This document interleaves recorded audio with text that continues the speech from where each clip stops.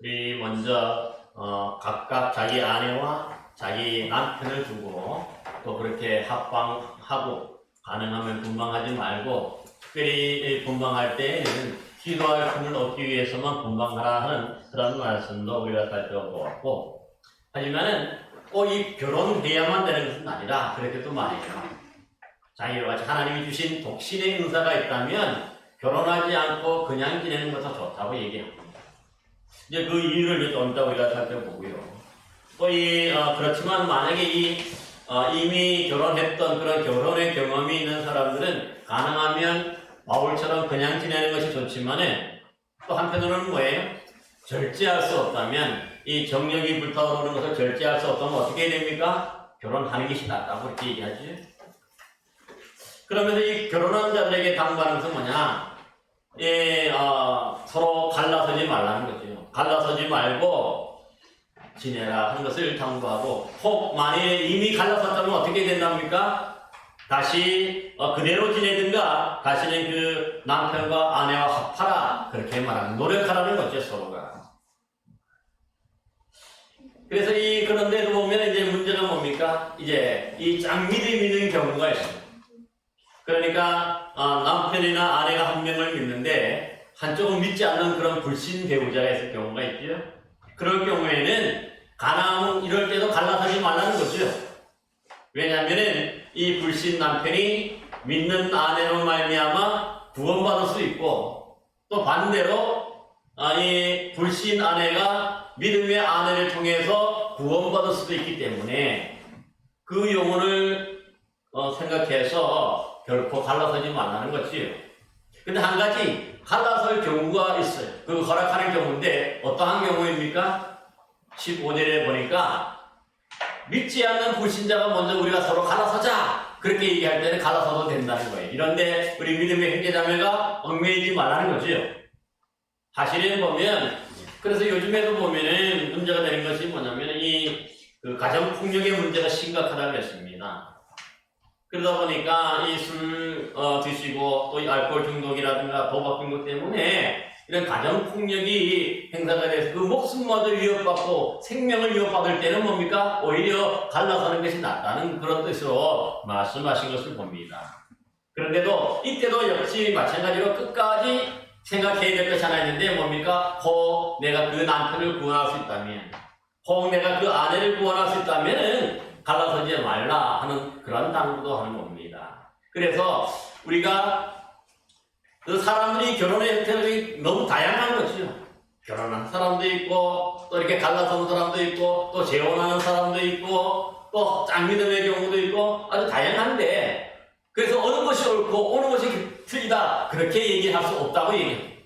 그래서 부르심을 받은 그대로 지내는 것이 좋다고 우리가 지난 시간에 살펴보았고요. 오늘 우리 본문 말씀은 먼저 25절 이하에서는 먼저 처녀에 대해서는 특별하게 말하고 있습니다. 그리고 오늘 결혼을 하려고 생각하거나 이 결혼 계획을 가지고 있는 처녀 총각들에게 주시는 말씀인데, 보니까 이 처녀에 대함이라 25절에는 분명히 그 대상을 밝히는데요. 여기서 처녀라는 말이 뭐냐면 성적인 경험이 없는 자라는 원어의 뜻이 있습니다. 그러니까 이 성적인 경험이 전혀 없는 이런 처녀들에게 하는 말씀이 뭐냐? 이들이 당시에 뭡니까? 아직 미혼인 상태에서 바울에게 아마 결혼하는 것이 좋습니까? 그러면 결혼하지 않는 것이 좋겠습니까? 그렇게 아마 이 질문을 했던 것 같아요. 그 편지에서. 그래서 여기에 대해서 뭐라고 말합니까? 바울은 이 처녀에 대해서는 주님께 받은 직접 가르침이 없다 그렇게 말합니다. 주님께 받은 그런 말씀이 없다는 것이죠. 대신에 주님으로부터 이 파송되고 보내심을 받은 그 사도로서 주님의 권위로 지금 또 권면하는 것을 볼 수가 있어요. 그래서 여기 보면 자기를 충성스러운 사도라 그렇게 표현을 합니다. 예수님께 그만큼 충성하기 때문에 자신의 말이 뭡니까? 예수님의 말은 아니지만 그만한 고리를 가지고 말한다 하는 것을 말하고 있는데, 여기 보면 중요한 말씀이 있어요. 뭐죠? 이런 뭡니까? 처녀들은 그냥 지내는 것이 좋다 그렇게 얘기합니다. 여기서 그냥 지내는 것이 뭘까요? 결혼하지 않는 걸 말합니다. 결혼하지 않고 그냥 지내는 것이 좋다고 그렇게 얘기해요. 아, 그러면 이 세상에 결혼하는 사람들이 다 바보게요? 어떻습니까? 그러니까 아무도 결혼하지 않으면 이 땅에 하나님의 이 창세기의 말씀이 뭐죠? 생육하고 번성하라 할 때 그 말씀대로 이루어지지 못하잖아요. 이게 어떻게 된 걸까요? 이 처녀들 보고 결혼하지 말라 그랬는데. 근데 그 조건이 있죠. 거기 보니까 뭐라고 말하는 게 26절 한번 보셔요. 곧 임박한 환난으로 말미암아 근황 지내는 것이 좋다는 거예요. 그러니까 여기서 말하는 곧 임박한 환난이라고 얘기했는데 이게 어떤 환난을 말하는 걸까요? 이것 자체가 사실은 예수님이 다시 오시기 전에 재림 전에 있는 그런 큰 환난의 때를 말해요. 그러니까 당시에 이 사도 바울 당시에는 예수님이 곧 오신다고 그렇게 그들이 믿고 있었어요. 우리가 그런 예를 몇 군데에서 우리가 찾아볼 수가 있는데 마태복음 한번 우리 24장 21절 말씀 한번 찾아보십시오. 신약 성경 41면 한번 보셔요. 마태복음 24장 21절 한번 찾아보셔서 함께 읽겠습니다. 우리 21절 말씀 함께 읽겠습니다. 시작. 이는 그때에 큰 환난이 있겠습니다. 창세로부터 지금까지 이런 환난이 없었고 후에도 없으리라 합니다. 그러니까 예수님은 이미 24장 마태복음 24장이 종말에 관한 말씀을 하면서 주님이 재림하시기 직전에 그런 징조로서 큰 환난이 있을 것을 예고하셨습니다. 또한 거기 보면 24장 마태복음 24장 29절 30절도 한번 보시죠. 29절 30절도 한번 보시기 바랍니다.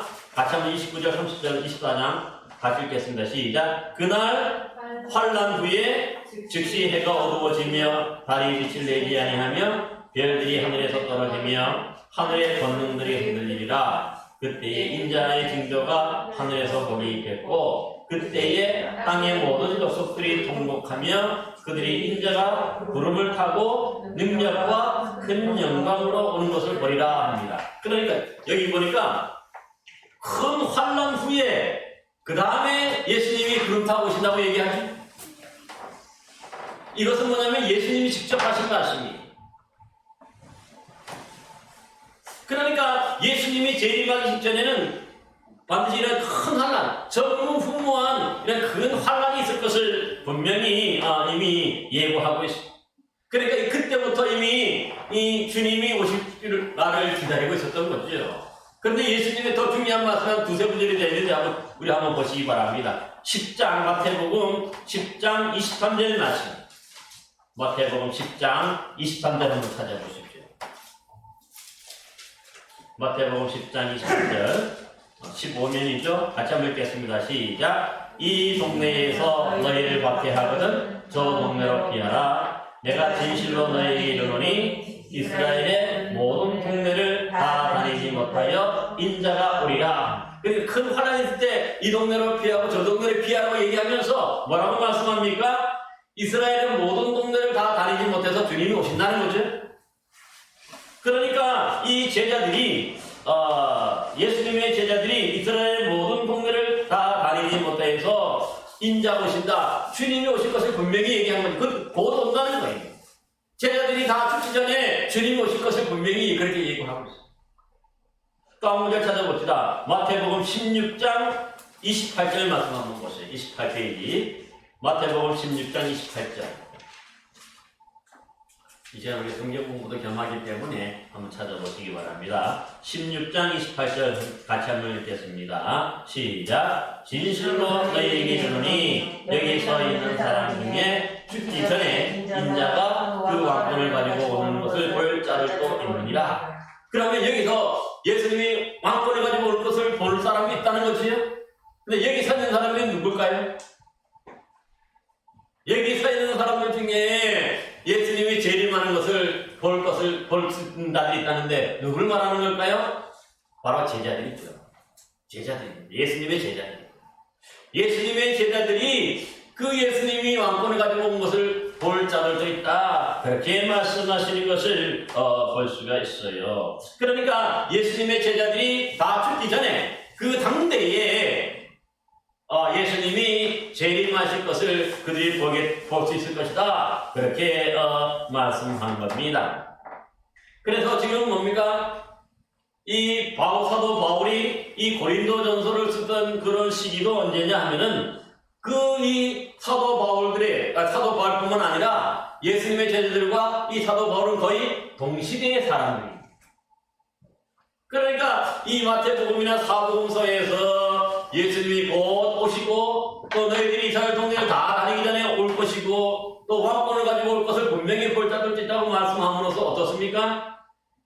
곧 오실 것을 믿게 되는 거지요. 그런데 이런 종말이 이루어졌을까요? 안 이루어졌을까요? 첫 번째로 이루어지는 게 언제냐면은 사실 이 마태복음 24장을 우리가 주로 읽었는데요. 이 종말에 대한 말씀은 제자들이 그 예루살렘 성전, 화려한 예루살렘 성전이 어떻게 될 것인가 하는 거기에 대해서 질문할 때 예수님께서 말씀하신 것입니다. 그러다 보니까 이 큰 환란의 때라 하는 것 자체가 사실은 주후 70년경에 이 로마의 장군 디도스에 의해서 디투스라 하는 그런 장군에 의해서 이 예루살렘이 완전히 멸망을 당해요. 그것도 보면은 이 6월절에 주후 70년 6월절에 그렇게 이스라엘이 그 로마의 예루살렘 성에 그러니까 수백만 명으로 들끓었겠죠. 그때 그래서 죽은 사람이 몇 명이냐? 역사가 요세푸스가 기록하기를 110만 명이라니. 어마어마한 숫자예요. 그러니까 이 이스라엘 모든 백성들이 이 6월절에는 다 모이죠. 20살 이상 남자들은 다 모여서 하나님께 예배드리는 날이야. 그러니까 이스라엘 전국에서 다 모여온 거예요. 근데 그때를 뭐냐면은 이 로마가 공격의 기회를 삼고 예루살렘을 포위해서 거기 있는 사람 다 죽인 거예요. 그 어마어마한 사람들이 죽인 거죠.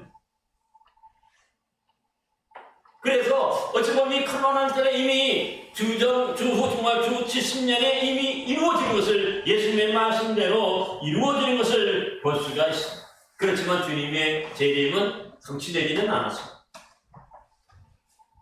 지금 우리가 그래서 그 주님이 다시 오실 것을 우리가 믿고 있는 것입니다. 그래서 이 예루살렘 멸망이 있기 15년 전에 이 고린도전서를 사도 바울이 지금 쓰고 있기 때문에 당연히 뭡니까? 그 당시 대부분의 사람들은 이 신앙인들은 예수님이 곧 오실 것을 그들이 기다리고 소망하며 그렇게 믿고 신앙생활을 했던 것을 볼 수가 있습니다. 여러분은 이렇게 이제 임박한 종말, 주님이 곧 오실 때가 됐는데 그럴 때에 보면 마태복음 24장에서 또 뭐라고 말합니까? 이런 환난의 때가 보이거든 어떻게 하라고 합니까? 피난가라고 얘기하지? 거기 보면 그래서 24장 19절에 이렇게 말해요. 마태복음 24장 19절에 보면 그날에는 아이벤자들과 젖먹이는 자들에게 화가 있으리로다 합니다. 그러니까 환난 때 이 큰 전쟁이 일어나면 아이벤 임신부들에게 화가 있다는 뜻은 뭘까요? 왜 아이벤 임신부들에게 화가 미칠까요? 여러분 전쟁 나면 임신부가 이 아이를 배웠으니까 옛날에는 여러분 알다시피 뭐죠? 뭐 차도 있는 것도 아니고 하니까 어떻게 돼? 도망갈 수도 못하고 피난하지 못하는 거예요. 다른 사람은 뛰어서 빨리빨리 이게 재빠르게 도망갈 수 있고 피난갈 수 있지만 임신부들은 그러지 못하니까 어떻게 돼요? 가장 먼저 죽임을 당해 화를 당하게 되는 거죠. 전쟁의 참호 속에서 그들이 희생되는 것을 보게 됩니다. 뿐만 아닙니다.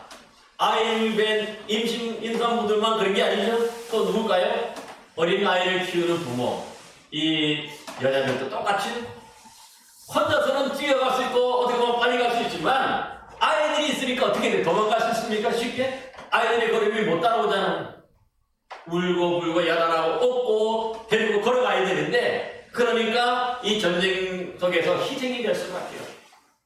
그렇기 때문에 이런 환난의 날이 오기 전에 이런 아이벤 자들과 또 젖먹이는 자들은 화가 크게 미칠 것을 분명히 예고했거든요. 그러면 자 보세요. 이제 주님의 재림이 곧 가까이 온다고 생각하면은 이런 일들이 있을 것이라고 이미 예수님께서 예고해 주셨죠. 마태복음 24장에서. 그러면 결혼해야 됩니까? 말아야 됩니까? 주님의 재림이 언제 오실지 곧 닥쳤는데, 문 앞에 닥쳤는데, 만약에 임신하거나 결혼해서 임신하거나 젖먹이가 생기면 어떻습니까? 피해 갈 수 있어요? 못 가요? 큰 화를 당하게 되는 거죠. 그러니까 여기서 보면은 처녀들에게 이 그냥 지내는 것이 좋다는 이유는 뭐예요? 주님의 재림, 이 환난의 때가 곧 닥쳐왔기 때문에 이런 뭡니까? 재난, 이런 큰 화를 당하지 않기 위해서는 결혼을 하지 않는 것이 더 낫다고 그렇게 이렇게해서 가르치는 것을 볼 수가 있습니다. 그만큼 임신을 하거나 결혼해서 이제 임신을 하거나 아이를 낳게 되면 그 아이들 때문에 피나가기가 더 어렵고 힘들어서 고통스러운 날이 되고 그야말로 화가 되기 때문에 가능하면 낳지 않고 결혼하지 않고 그냥 지내는 것이 좋다고, 그래서 이 처녀들에게 그냥 지내는 것이 좋다고 그렇게 말하고 있는 것을 볼 수가 있습니다. 또 27절을 한번 보십시오. 그리고 이런 환난이 대전제가 된 거예요. 곧 이제 주님이 오실다고 생각하고 27절 함께 읽겠습니다. 시작. 내가 아내에게 매였느냐 노예를 구하지 말며 아내에게 놓였느냐 아내를 구하지 말라 합니다. 이거 같은 선상이죠. 즉 아내에게 매였느냐는 건 결혼관계에 있는 거죠. 지금 결혼관계에 있으면 굳이 그런 건 뭡니까? 성인들은 서로 뭡니까? 헤어질 필요가 없다는 거죠. 그렇지만 이렇게 아내에게 놓였다 하는 뜻은 뭐예요? 사별이나 또 이런저런 이유에서 갈라서고 해서 혼자 지내는 사람들은 다시 결혼할 필요는 없다고 얘기하는 거예요. 왜냐하면 주님의 이 종말이 곧 닥쳐오기 때문에 그렇게 얘기하는 것을 볼 수가 있어요. 그런데 이 오늘 본문 말씀 26절, 27절 말씀에서 이렇게 하는 것은 또 뭐냐면 그만큼 이 고린도 교회를 아끼는 마음으로 봐라! 주님이 이렇게 말씀하셨는데 곧 임박한 종말이고 환난의 날이 닥쳐오면 결혼하는 것보다도 그냥 지내다가 주님 오시는 날 가는 게 낫다고 그렇게 말씀합니다.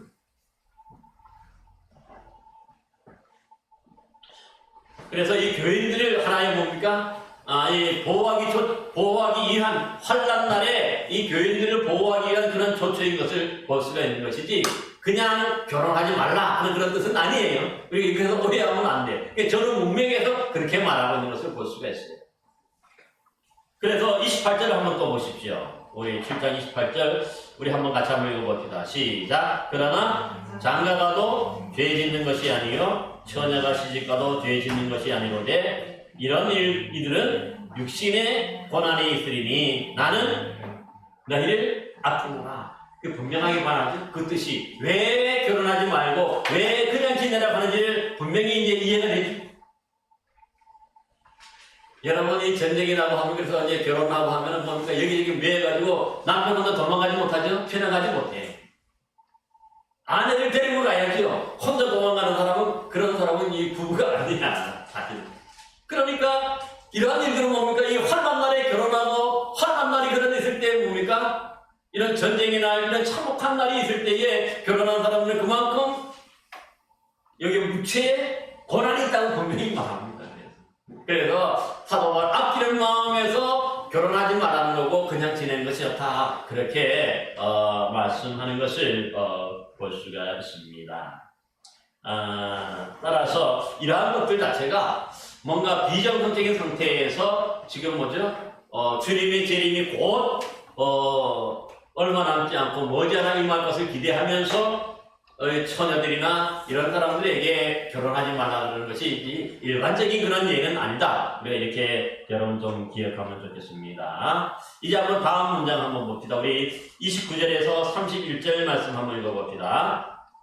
같이 읽어보겠습니다. 시작. 형제들아 내가 이 말을 하노니 그때가 간직하여진 고로 이후부터 안에 있는 자들은 없는 자같이 하며 우는 자들은 울지 않은 자같이 하며 기쁜 자들은 기쁘지 않은 자같이 하며 매매하는 자들은 없는 자같이 하며 세상 물건을 쓰는 자들은 다 쓰지 못하는 자같이 하라. 이 세상의 유행은 다 지나감이라 합니다.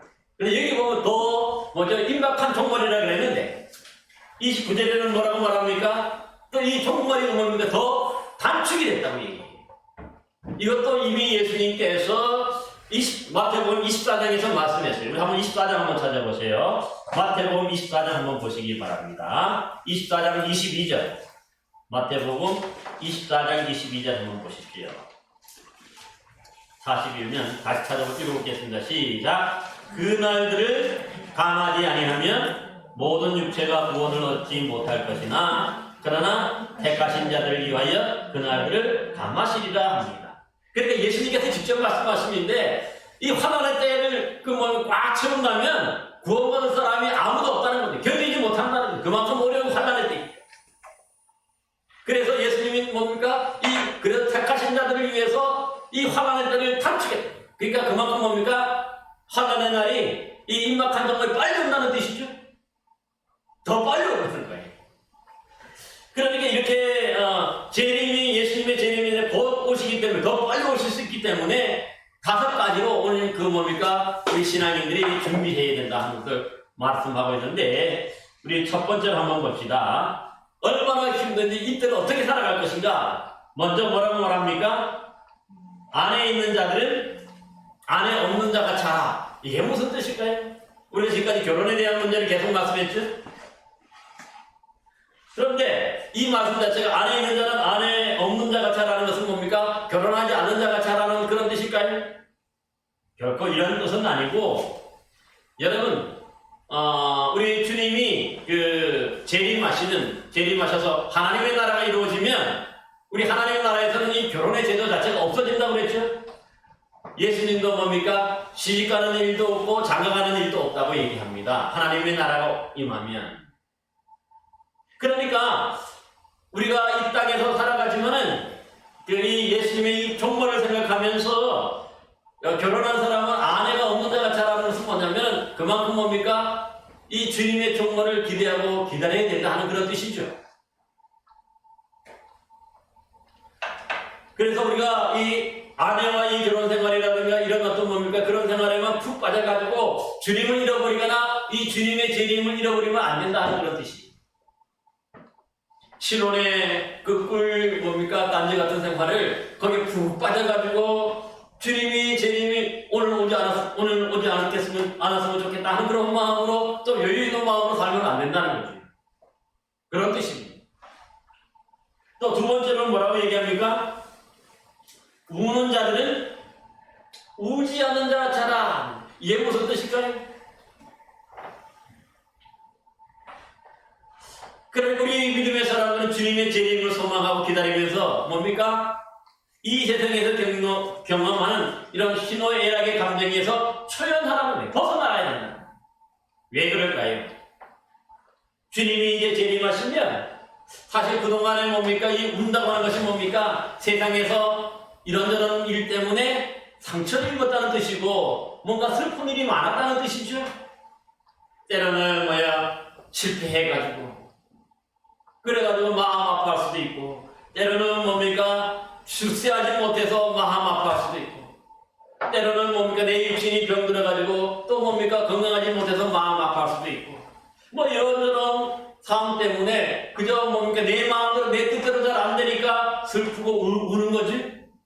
그런데 그런 사람들에게 뭐라고 말합니까? 울지 않는 자가 차라. 왜 그렇습니까? 우리 하나님 나라에 들어가면 하나님이 우리를 위로해주고 그리고 이 땅에서의 감정 자체가 이미 하나님 나라에 가면 다 없어지고 사라지는 거죠. 하나님의 나라에 가면 우리가 뭡니까? 이런 이 땅에서의 슬픈 감정, 우는 감정이 다 사라지고 우리 눈에서 눈물을 닦아주신다고 얘기해요. 하나님 나라에서. 그러니까 주님의 재림을 소망하며 기다리는 신앙인은 어떻게 살아야 됩니까? 울지 말고 살아야 돼요. 하나님 나라에 가면 하나님이 위로해 주실 것이기 때문에 울지 말고 살아야 돼요. 오케이? 우리 집사님도 마음에 상처가 있고 권사님도 마음에 상처가 있다면 이 땅에 그걸 잊어버리고 하나님 나라에서 우리에게 누리는 그런 기쁨을 생각하고 살아가야 된다 하는 그런 말씀. 늘 우리가 한이 맺히고 그래가지고 한으로 살다가 한으로 끝나면 안 되죠. 그래서 하나님 나라 우리 주님이 오시기를 소망하는 사람들은 바로 울지 않는 자처럼 그렇게 살아가는 거죠. 그 다음에 세 번째는 또 뭐라고 말합니까? 기쁜 자들은 이번에는 반대로 기쁘지 않은 자 같이 하라. 이것도 뭘까요? 이 두 번째 우는 자는 울지 않는 자와 같이 하는 말을 완전히 바꿔놓은 거죠. 반대의 모습이에요. 즉 역시 이것도 이 세상에 있어 경험하는 이런 희노애락의 감정에서 표현하라는 뜻이지요. 그래서 사실은 뭐죠? 이 땅에서 우리가 결혼의 기쁨도 있고 예쁜 아내 또 뭔가 능력 있는 아내 남편을 만나가지고 또 기쁨도 있고 즐거움도 있을 수 있고 또 뭔가 돈과 권력이나 뭔가 이 땅에서 내가 지식을 얻고 이름으로 인해서 내가 뭐예요? 기뻐하고 즐거워할 수 있겠죠. 이번 달에는 내가 열심히 일해서 보너스를 많이 받았기 때문에 기쁨을 누릴 수도 있고 뭐 이런저런 일들 때문에 우리가 많은 기쁜 일이 있을 수가 있는데 그럼에도 불구하고 뭡니까? 기쁘지 않은 자가 잘하는 일은 왜 그럴까요? 하나님의 나라에 가면 그것 자체로 뭐예요? 이미 다 이 땅에서 감정은 사라지는 거죠. 그래서 이 땅에 그런 너무 기쁨을 주는 것에 자꾸 우리가 도취하고 거기에 집중하면 어떻게 됩니까? 그것 자체가 우상이 되죠. 그것 자체가 우상이 돼서 결국은 뭡니까? 하나님의 나라, 우리 주님의 나라를 놓치게 되는 거죠. 그러니까 기쁘지 않는 자처럼 하라는 것은 그런 의미. 너무 거기에 집착하지 말라는 거예요. 세상이 주는 기쁨이나 세상이 주는 그런 쾌락에 우리가 너무 집착해서는 안 된다는 거죠. 그러다가 우리가 주님을 놓칠 수 있고 주님의 재림을 우리가 놓칠 수가 있기 때문에 그래서 기쁜 일이 있더라도 기쁘지 않은 자처럼 그렇게 우리가 살아가고 우리가 왜냐면 주님께만 우리가 왜냐면 이 초점을 맞추기 위해서 그래요. 뒤에 우리가 나옵니다. 결론적으로. 그 다음에 네 번째로는 뭐라고 얘기합니까? 매매하는 자들은 없는 자같이 하라. 또 이것은 무슨 소리일까요? 여기서 말하는 매매한다 하는 것은 뭡니까? 서로가 경제생활을 한다는 거죠. 물건을 사고 파는 걸 뜻하잖아요. 근데 이런 것에서 초연하라는 뜻이에요. 그래서 여기 뭡니까? 없는 자같이 하라는 것은요, 어떤 것을 움켜쥐지 않는 것을 뜻해요. 그러니까 뭐냐면 이 많은 이익이 남고 뭔가 할 때 내가 들어오기만 하면 이것이 풀지를 않아. 수정녀처럼 그렇게 스크루지 할아버지처럼 그렇게 살아가는 거죠. 자꾸만 모으려고만 하는 그런 움켜쥐지만 말라는 거예요. 그래서 성경의 마태복음 12장에 그 어리석은 부자를 통해서 그 많은 것들을 쌓아놓은 이 어리석은 부자에게 하나님이 뭐라고 말합니까? 어리석은 자여 오늘 밤에 내 영혼을 도로 찾으리니 그러면 너가 쌓아놓은 것이 누구의 것이 되겠느냐 말하죠. 그러니까 이 땅에 우리가 할 것들에 너무 우리가 집착하지 말아야 된다는 거예요. 그런 것들 집착하다 보면 어떻습니까? 우리가 주님 맞을 준비해서 탑이 생기고 문제가 생기잖아요.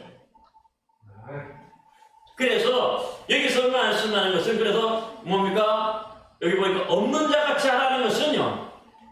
거의 뭡니까? 이게 이 주님이 주신 물질을 정말 위험하게 사용하고 주의 나라와 주의 일을 위해서 소중하게 사용하라 하는 그런 뜻이죠. 왜냐하면 우리가 이 땅에서 쌓아놓는 건 소용이 있기 때문에 그래서 마태복음 그 6장에서도 뭐라 합니까? 하늘에 쌓아놓으라 그렇게 말하고 있는 것을 볼 수가 있습니다. 그 다음에 다섯 번째로는 또 뭐라 합니까? 세상 물건을 쓰는 자들은 다 쓰지 못하는 자같이 하라고 말씀했는데 이것도 무슨 뜻일까요? 앞서서는 뭔가 수입에 관계되는 문제라면 이 다섯 번째 세상 물건을 쓴다 하는 것은 지출에 관한 말이겠죠? 소비에 관한 말씀이에요. 그러니까 뭔가 어떤 사람들은 뭡니까? 이 버는 것은 별로 없는데 펑펑펑펑 과소비하고 써대는 그런 사람들이 있는데 그러지 말라는 거죠. 왜 그럴까요? 사실 주의 나라가 오면 사실 이런 물질 생활 자체는 우리가 보면 영적인 몸으로 우리가 신령한 몸으로 변화되어서 하나님 나라에 가기 때문에 아무것도 우리가 가져갈 게 없죠. 못 가져갔죠. 빈손으로 우리 하나님 앞에 가는 거예요. 그러니까 모두가 똑같이 가는 거예요. 하나님 앞에. 누구는 더 많이 가져가고 누구는 적게 가져가고 그런 게 없어. 하나님 나라에 가면 다 똑같아. 아무것도 없어. 빈손으로 가는 거예요. 하나님 앞에. 그러니까 차라리 어떻게 해야 되는 거예요? 주님이 곧 오실 때가 멀지 않을수록 뭡니까? 함께 하면서 그것을 주의 나라와 주의 일을 위해서 이렇게 다 쓰고 오히려 그렇게 가는 것이 하나님 나라가 상급을 받게 된다. 그런 뜻으로 말씀하는 것을 볼 수가 있습니다. 그러면서 너무 펑펑펑펑 과소비하지 말고 아낄 줄도 알아야 된다 하는 그런 뜻입니다. 그러니까 다 쓰지 못하는 자가 잘하는 뜻은 그런 뜻이죠. 따라서 이렇듯 5가지를 통해서 정말 우리 주님이 곧 오실 텐데 이 주님이 오시는 것을 기다리고 사모하는 영혼들은 이 땅에서 그 어떤 결혼 생활이라든가 경제 생활, 우리 희노애락의 감정까지도 다 내려놓고 그런데 집착하지 말아야 된다. 그런데 집착하지 말고 오직 주님의 그 재림을 고대하고 기다리면서 그 하나님 나라에 위 모든 것들을 쌓아놓으면서 생활해야 한다는 것을 분명히 말하는 거죠. 그래서 여기서 아내 없이 생활한, 아내가 없는 것처럼 생활하라는 의미도 바로 똑같은 의미인 것을 볼 수가 있습니다. 따라서 이 주님의 재림을 기다리는 사람은요, 그래서 주님을 기쁘시게 하는 사람, 우리 주님께 초점을 맞추고 사는 사람임을 그 다음에 우리가 설명하고 있습니다. 우리 한 32절에서 35절 말씀 한번 읽겠습니다. 같이 읽겠습니다. 우리가 진짜 우리가 그 뭡니까 소망을 어디에 둬야 되는지를 한번 봅시다. 시작. 너희가 염려 없기를 원하노라. 장가가지 않은 자는 주의 일을 염려하여 어찌하여야 주의 일을 기쁘시게 할까 하되 장가간 자는 세상 일을 염려하여 어찌하여야 아내를 기쁘게 할까 하여 마음이 갈라지며 시집가지 않은 자와 처녀는 주의 일을 염려하여 몸과 영을 다 거룩하게 하려 하되 시집간 자는 세상 일을 염려하여 어찌하여야 남편을 기쁘게 할까 하느니라. 내가 이것을 말하면 너희의 유익을 요하며 너희에게 올무를 놓으려 함이 아니니 오직 너희로 하여금 이치에 합당하게 하여 흐트러짐이 없이 주를 섬기게 하려 함이라. 이게 핵심이에요. 그치? 그러니까 우리가 여기 보면은 장가간 사람들이나 결혼한 사람들은 뭡니까? 주로 세상 일, 애를 키우고 돈 벌고, 왜냐면 당장에 그런 것들이 필요하니까. 그러다 보면은 뭡니까? 또 이 부부간에 또 뭔가 서로 갈등하고 또 마음만 맞으면 또 행복하면 괜찮은데 또 이 어긋나는 일들도 있으니까 어떻습니까? 이런저런 신경 쓰다 보니까 신앙 타락하는 거죠. 우리 주님의 재림의 날을 우리가 뭐 잊어버리게 됩니다. 그러다 보니까 이 주님의 재림, 주님 맞을 준비가 안 되기 때문에 뭐예요? 문제가 되는 거죠. 그래서 오늘 본문에 보니까 남편을 기쁘게 할까, 아내를 기쁘게 할까, 세상 일에 집착한다는 거죠. 그런데 이 장가가지 않는 자들, 처녀나 이 결혼하지 않는 자들은 누구만 생각한다는 거예요? 주님의 일을 생각하고 어떻게 하면 주님의 일을 주님을 기쁘게 시게 할까? 이게 그들이 더 잘 할 수 있기 때문에 뭐예요? 주님의 재림이 곧 임박한 이 시점에서는 어때요? 결혼하는 것보다 결혼하지 않고 그냥 지내면서 정말 이 주님의 재림 다시 오시는 그날을 맞이할 준비를 하고 그렇게 주님을 기쁘시 할까를 생각하며 살아가야 된다. 이것을 지금 말씀하는 거죠. 이 연장선상인 것을 볼 수도 있어요. 괜히 나와 같이 사도 바울 자신처럼 그냥 지내고 결혼하지 말라는 뜻은 아니에요. 그치? 바로 이 임박한 종말, 그때가 더 단축하게 됐기 때문에, 감화하게 됐기 때문에, 이제 주님 오실 날이 멀지 않았기 때문에 이런 세상 일에 집착하지 않고 세상 일에 염려하지 않으려면 차라리 결혼하지 않고 오히려 주님만 섬기고 주님이 기뻐하시는 일을 하다가 하나님 나라에 가야 된다. 지금 그걸 말씀하고 있는 것을 볼 수가 있습니다. 그러기에 이렇게 얘기하면서 뭡니까? 결혼해도 장가가도 죄 짓는 것이 아니고 시집가도 죄 짓는 것은 아니라고 분명히 우리가 다시 한번 28절에서 얘기했죠. 그만큼의 권한을 생각해야 되기 때문에 그런 것을 볼 수가 있습니다. 여기 중요한 말이 35절 하반절 말씀인데 한번 보십시다. 거기 보니까 35절 우리가 한번 오직 너희로부터 하여금 거기부터 한번 읽어보겠습니다. 중간부터 읽어보겠습니다. 시작. 오직 너희로 하여금 이치에 합당하게 하여 흐트러짐이 없이 주를 섬기게 하려 함이라. 이게 핵심 구절입니다. 왜 그럴까요? 여기 보니까 이치에 합당하다 하는 것은 뭐냐면은 뭔가 부도덕하고 잘못된 거, 다른 사람들이 볼 때에 보기에 부끄러운 일들이라는 거죠. 그래서 여기 보면 이치에 합당하다는 말을 한국말로 이렇게 뭔가 이렇게 바꿔놨는데 실질적으로 보면은 다른 사람들이 보기에 부끄럽지 않게 그런 뜻입니다. 그러니까 주님이 오심을 사모하고 재림을 기다리는 사람들은 다른 사람들이 볼 때도 뭡니까? 이 모든 영적인 생활에서 또 결혼 생활에서도 뭐예요? 부끄럽지 않게 살아가야 됩니다. 그래서 한편으로 보니까 어떤 주석에는 보니까 변태적인 행위라고 그렇게 표현해요. 이 피하탕하다는 것 자체를. 그러니까 뭔가 이상한 성적인 어떤 취향을 가지고 요즘에 자꾸 이렇게 나가는데 그렇게 하면 안 합니다. 그러다가 주님은 어떻게 합니까? 재림을 놓치게 돼요. 그래서 주님을 맞지 못하게 되고 그래서 결국은 뭡니까? 지옥 가게 되는 천국까지 못합니다. 대신에 여기 보니까 또 뭐라고 얘기합니까? 흐트러짐이 없이 주를 섬긴다 하였는데요. 여기 보면 흐트러짐이 없이 주님을 섬긴다는 말은 뭘까요? 그 원어적인 뜻을 보니까 한시도 그 자리를 떠나지 않고 집중한다 하는 뜻이에요. 한 시간도 그러니까 뭡니까? 시간을 비우지 않고 이 틈을 내지 않고 계속해서 집중하는 거예요. 그러니까 주님을 섬긴다는 건 뭡니까? 우리 주님을 섬기는 일에 그 일에만 몰두하는 거죠. 그래서 결혼도 안 하는 거예요. 그래서 오직 독신으로 지내면서 주님의 재림을 기다리면서 거기에 집중하니까 이런 사람들이 바로 뭡니까? 곧 임박한 그 하나님의 나라가 오면 주님이 재림하시면 이런 사람들 바로 하나님 나라에 들어가셨다고 하는 것을 말씀하는 것을 볼 수가 있습니다. 이 모습을 마치 보면 누가복음 10장 39절 이하에 보면은 이 마르다와 마리아와 마르다의 비유가 나와요. 예수님이 마리아의 집에 갔는데 이 마리아는 그 예수님의 말씀이 너무 그립고 사모해서 어떻게 합니까? 예수님의 그게 성경 본문에 보니까 발치에 앉아서 주의 말씀을 듣는 일을 기쁘게 얘기해요. 그게 집중한 거예요. 왜냐하면 예수님이 오셨으니까 그 한 말씀 놓치지 않으려고 그 예수님 발치에 앉아가지고 예수님만 쳐다보고 있는 거예요. 그 말씀만 집중하게 듣고 있는 거예요. 근데 반대로 언니의 마르다는 어떻게 합니까?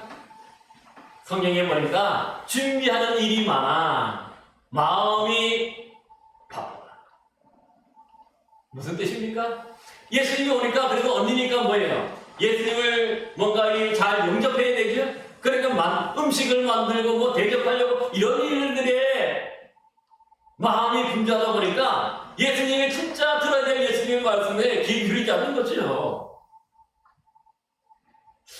오늘날 우리 신앙의 삶이 이 마르다와 마리아의 삶 그대로 대비가 되는 것을 봐요.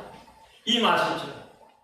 그 흐트러짐이 없다 하는 것은 뭡니까? 이 마리아처럼 예수님께 집중하여 그 말씀을 듣는 거예요. 예수님께 집중하는 거예요.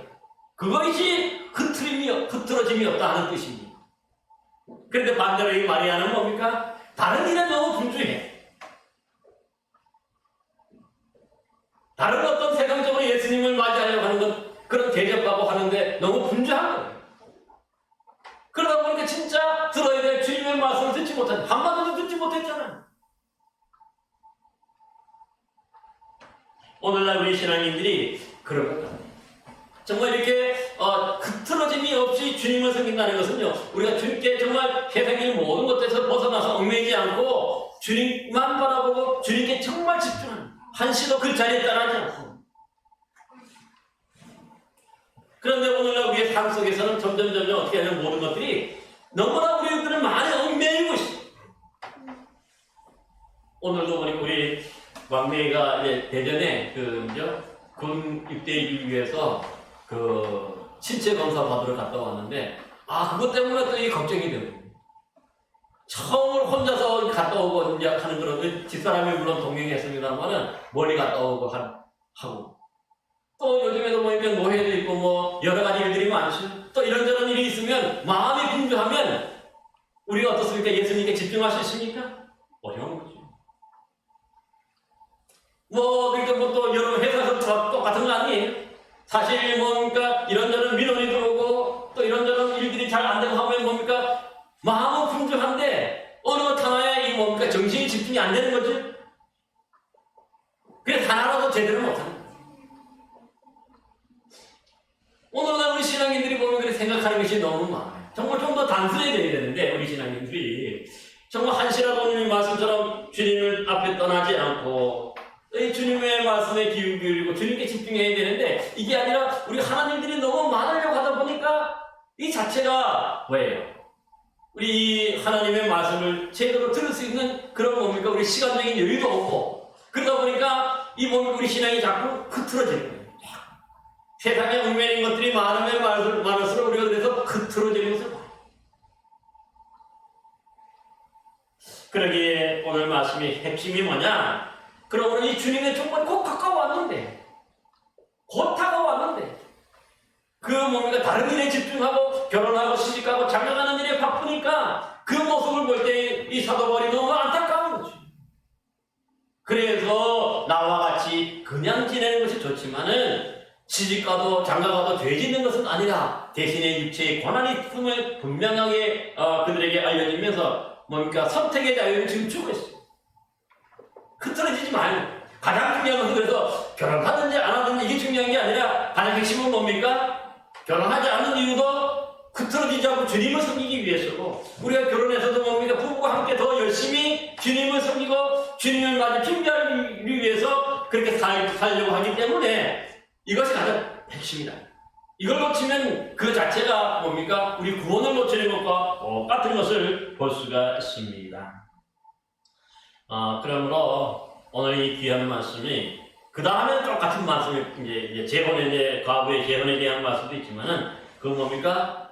주 안에서는 하라. 또 그렇게도 얘기하고, 그래서 내 뜻에는 그냥 재혼하지 말고 또 그냥 지내는 것이 또 유익하다고 얘기했어요. 여러분, 그러므로 우리가 너무 요즘에 보면 많은 세상 일에 얽매이고 이런저런 것들에 얽매여서 우리가 주님 섬기고 믿음 생활하는 일에 너무 뭡니까? 이게 흐트러지고 또 이게 분주함 때문에 흐트러지고 바빠서 분주해서 흐트러지지 말고 우리의 마음과 정성을 우리가 우리 주님께 기울여서 정말 주님의 말씀을 듣고 또 주님께 더욱더 집중해서 여러분들의 구원이 하나님으로부터 크게 임하는 복을 누리시기를 간절히 기원합니다. 기도하겠습니다. 은혜와 사랑이 풍성하시고 자비하신 아버지 하나님, 오늘 아버지 하나님이여 정말 이 주님의 임박한 종말 때문에 정말 결혼하지 않고 그냥 지내는 것이 좋다고 말하지만 그럼에도 또한 결혼할 수 있으면 결혼하라고 얘기하는 이 말씀 속에서는 가장 중요한 것이 바로 우리가 흐트러짐이 없이 우리 주님을 섬기기 위한 힘을 기억하고 우리 모두가 세상 일에 얽매이고 세상 일에 분주함으로 주님께 멀어지고 또 주님의 재림을 준비하지 못하여서 주님을 맞이하지 못하는 그런 안타까운 일이 벌어지지 않도록 주께서 저희들을 깨우쳐 주시고 좀 더 바른 믿음, 바른 신앙으로 뜻서도 주께서 역사하여 주옵소서. 그래서 주님 오시는 날 아멘 주 예수여 오시옵소서 기쁨으로 맞이하며 주님과 함께 저 천국 가는 복된 영혼들 되게 하여 주옵소서. 예수 그리스도 이름으로 기도하옵나이다. 아멘. 교회 소식은 주보를 참고해 주시기를 바라고요. 네, 한번 앞뒤